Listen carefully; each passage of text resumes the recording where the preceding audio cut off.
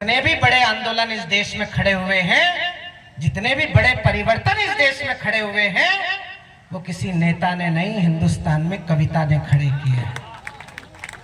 वंदे मातरम से लेकर राम जन्मभूमि मुक्ति आंदोलन तक 1983 में 77वीं लड़ाई राम जन्मभूमि की शुरू हुई।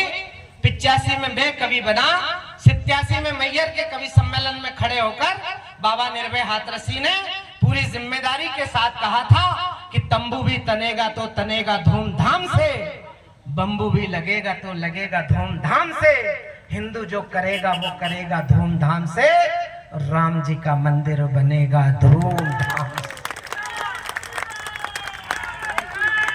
और जब 2022 में मंदिर बना तो लगा कि कविता में जो लिखा जाता है वो घटता है। मैं अभी चुनाव में आया था, जनार्दन जी के मेरी उनकी भेंट हुई थी 2 जगह।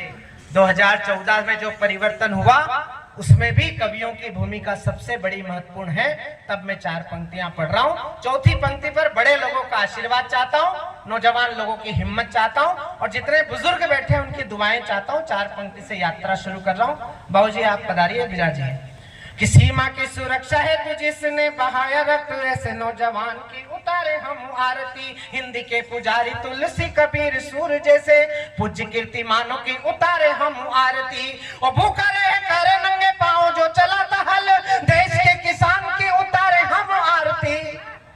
और वंदे मातरम गीत गाकर शहीद होने वाले मस्तानों की उतारे हम आरती। वंदे मातरम गीत गाकर शहीद होने। थोड़ी सी तालियां कम बजी, इन तालियों को दुगना करना। मैं आपको 10 गुना आनंद देकर जाऊंगा।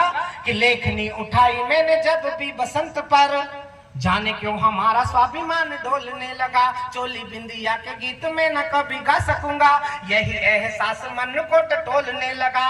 और देश की घिनौनी राजनीति देख देख कर राम की कसम अब रक्त खोलने लगा।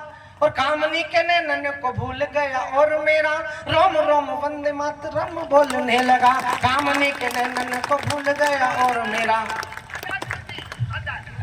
अरे तेरे चक्कर में सुना दी उन्हें, पागल।